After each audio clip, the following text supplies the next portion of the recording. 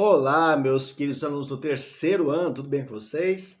Presta atenção porque é uma aula de correção. Vamos lá, pega a sua apostila, tá? É uma aula de filosofia e vamos corrigir o módulo 20, inteligência espiritual. Vamos lá, então? Página 26. Agora é sua vez, tá? Lembrando que isso vale um ponto, tá? Número 1. Associe as duas colunas relacionando os grandes filósofos da razão e suas ideias. Número 1. A Bíblia deve ser lida à luz da razão para depurá-la de possíveis equívocos. Quem falou isso? Quem falou isso foi Locke. Francês, né? Locke. 2.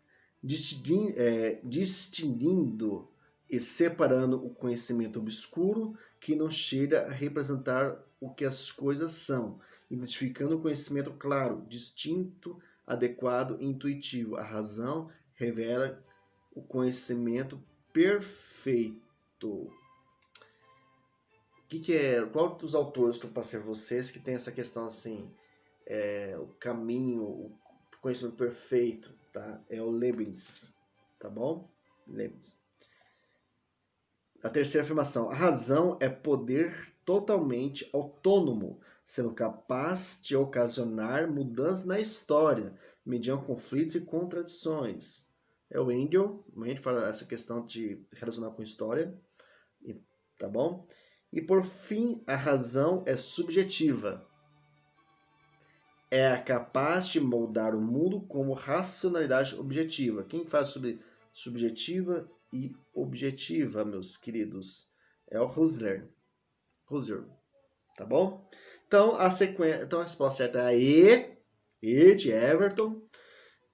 A sequência é 4, 1, 3, 2. Você acertou? 2. Sobre a lei de Deus, os 10 mandamentos. É incorreto afirmar que está errado, tá bom? A resposta que está errado é aí. Por quê? Vamos ler aqui. Estar sob essa lei em constante e invariável obediência é um condicionante para herdar a vida eterna. Aí vem essa questão, né? A pessoa é salvo pela lei ou pela graça de Deus? Tá?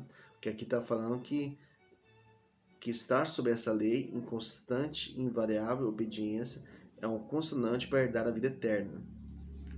Então, tem a ver com a obra, tá? Por isso está errada, tá? Porque não é só porque você segue a lei que você será salvo. Tá? Lembra do jovem rico? Ele falou: Senhor, eu faço tudo isso, Senhor. Então ele falou assim: então segue-me. Deixa sua riqueza, deixa tudo, então segue-me. E ele não seguiu.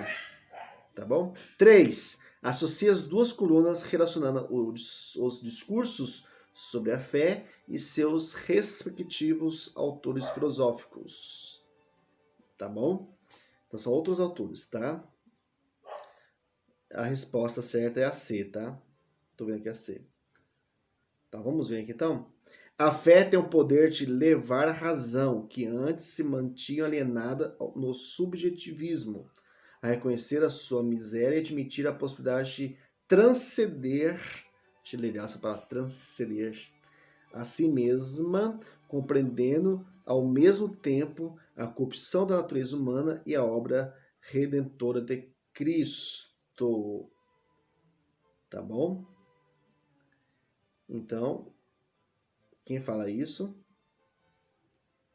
é o Pascal.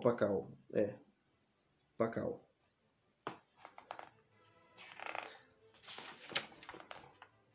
Peraí. Sabia, tá errado aqui, ó. No livro de você está Pascal. É Pascal. Não é Pascal, não, gente. É o Pascal. Faltou o S no exercício aí, tá bom? É o Pascal que fala sobre essa questão. Que que a fé está relacionada com a razão, é o caminho, tá bom? Mas é uma relação que tem dentro de você com o mundo exterior, tá? Não é só um condicionante, tá? 2. O ethos cristão, sem o poder real da fé, corre o risco de assentar-se sobre meras falácias, tá bom? E 3. Somente a fé racional pode orientar a razão quando ela se depara com as verdades que não podem ser verdades objetivamente. Tá? E a quarta é: o homem deve ser interpretado em seu tripé filosófico, biológico, cognitivo e espiritual. Tá? Então a sequência aqui, ó, a terceira sentença, que somente a fé racional pode orientar a razão, quem falou foi Kant. Tá bom? O Pascal, ele foi a primeira, a fé tem o poder de levar a razão. Depois, o Ethos, quem vai dar ethos cristão é o Kierkegaard, tá? E por fim, o Jacques Maritain, que fala a questão que nós somos tem um tripé filosófico, biológico, cognitivo e espiritual. Biológico, cognitivo e espiritual. Tem alguns autores depois relacionados com a psicologia cognitiva, que fala que nós somos um ser biológico, espiritual, mas também racional, tem tudo isso.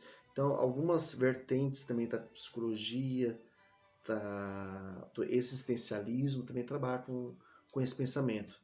Tá? Não somos somente algo racional, nós temos também uma relação emocional, nós somos biológicos, né? Herdamos também biologia,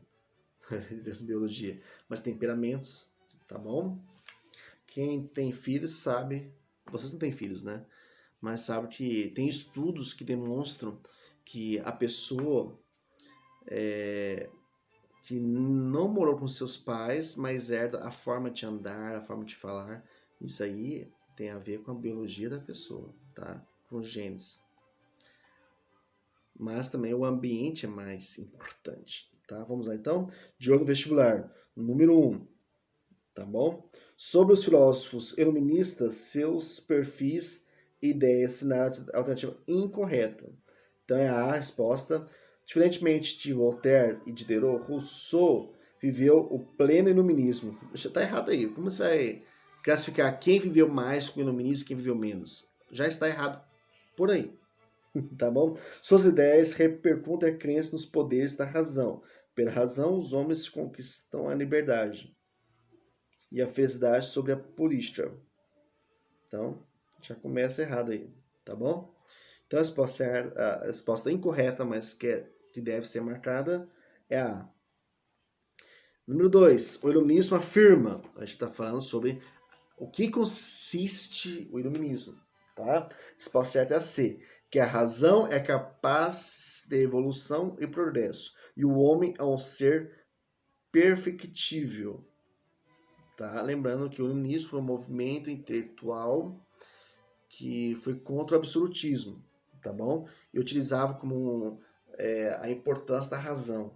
Tá? 3. Em geral, ética designa as regras de condutas, costume, hábitos, valores aceitas por um determinado grupo de pessoas. A reflexão ética ou filosofia moral se iniciou com os gregos na antiguidade e desde então constitui um dos principais temas de indagação filosófica, sendo incorreta, normalmente incorreta. Então, a incorreta, para ver se você marcou a correta, que é incorreta, é aí. A consciência moral e o sentimento de dever, segundo Rousseau, são adquiridos pelos homens em sociedade, na qual convivem em harmonia. Tá errado aí, né? Porque ele acredita que deve ser feito um contrato, tá? Que o Rousseau também ele adere a esse pensamento de contrato social. Então, quem fala sobre o sentimento de dever aplicados dentro de um pensamento racional é Immanuel Kant, tá bom? 4. Resposta, vamos ler, dá uma pergunta, né? Nas obras de São Tomás de Aquino, Transparece a intenção de mostrar que a verdade contida na filosofia de Aristóteles não só se compatibiliza inteiramente com a doutrina cristã, como até auxilia a compreensão dos aspectos da religião que são acessíveis à razão. Tá? Não acredito que foi o Chauí. Chauí escreveu isso, tá? O Chauí é um dos maiores representantes da filosofia aqui no Brasil, tá? Pesquisa na internet aí. Só ela faz uma crítica que era odeia a classe média, tá bom? Mas na filosofia medieval é muito boa. Tal intenção de São Tomás de Aquino se justifica por quê? A resposta, então, é a C. Ele julga que não há brusca ruptura entre razão e fé. Não há mesmo. Ele busca harmonizar. Pois muitas verdades da religião são suscetíveis de demonstração racional, visto que a fé não contradiz a razão. Então, por isso tem o termo fé racional, né? Não é uma fé cega. 5. E última. Uma importante diferença da concepção de Locke acerca do conhecimento com relação à de Descartes, então a relação de Locke com Descartes, tá? Está na consciência das operações de nossa mente que ele denomina de reflexão. Aí, presta atenção aqui no final. Para Locke, a reflexão é entendida como? Então, o que é a reflexão sobre o Locke? Tá? C, resposta. Parte constitutiva da experiência. Então, ele dá muita importância ao conhecimento empírico. Embora não seja vista como relacionada com os objetos externos, ela está relacionada com estes e deve propriamente ser chamado de sentido interno. Tá? Ele dá muita importância à experiência, todavia, é uma inter-relação, tá? Da parte interna com a experiência, com os sentidos relacionando com o mundo exterior. Tá bom? Então, a resposta é C. Então, de vestibular, número 1 é a letra A, número 2 a letra C, número 3 letra E, número 4 letra C e a número 5 letra C. Tá bom, meus queridos alunos? Um grande abraço, até a próxima aula. Tchau para vocês.